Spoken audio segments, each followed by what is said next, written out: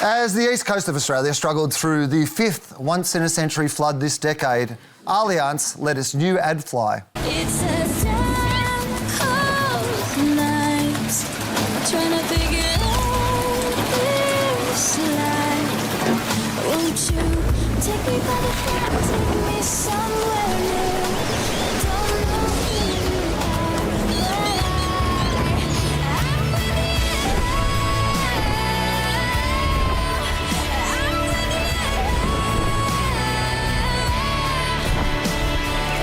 I don't know who you are, but I'm with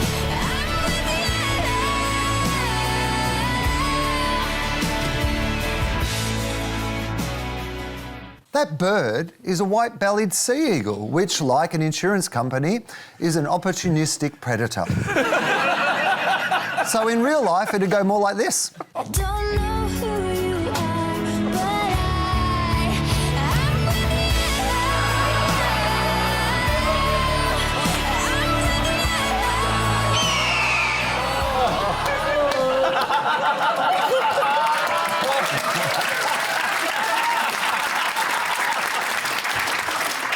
Strap yourself in. The Allianz Eagle is a clever nod to the company's history, which also includes supporting the Nazis. Maybe this would be a better name. Todd. Is it smart? Todd, is it smart to give us the bird? Well, okay, that just happened.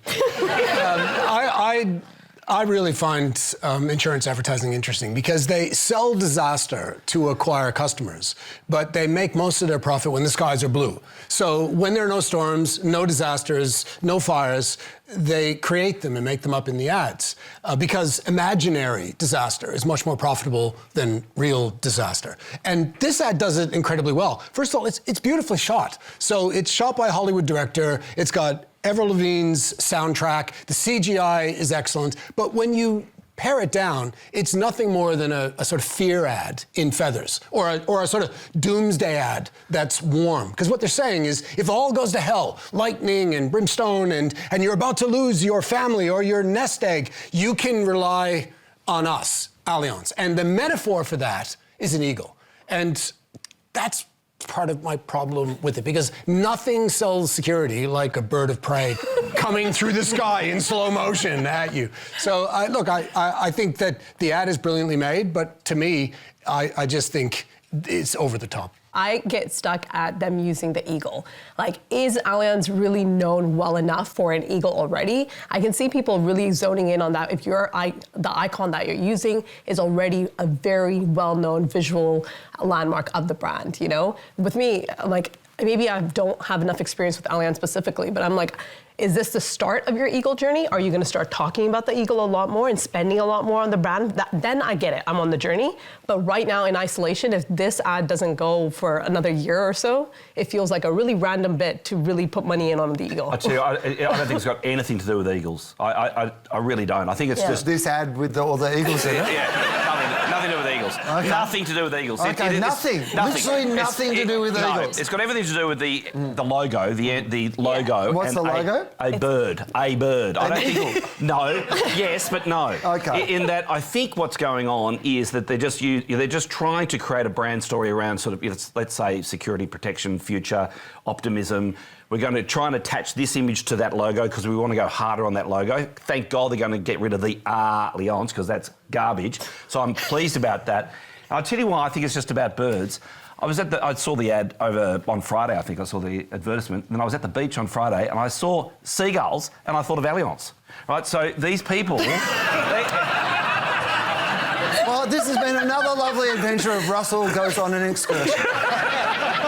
Tell us about your day at the beach, Russell. Well, I just thought, wow, so is that just going to happen to me or is that going to happen to everyone? Whenever you see birds from now on, you're going to go, Jesus, Allianz. But the seagulls... No, that's just you. I don't care for the ad too much, but I have been lucky enough to see it 45 times in the last week via pre-roll on YouTube. The 30-second, I think, works really well, actually, because I'm just generally can't keep my attention for probably longer than that. What I think we're overlooking is the absolute banger Avril Lavigne track that they chose. And it was, when I first heard it, I was a bit, taken back to my bedroom, 2002.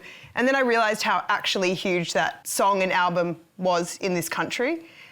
And that audience that they're trying to connect with, people who don't necessarily have a brand preference, millennials, we talk about this big group of spenders who are coming through and maybe haven't had an experience yet where an insurance company has let them down. And I think that long-term optimism, I can really feel it through the track and through the execution.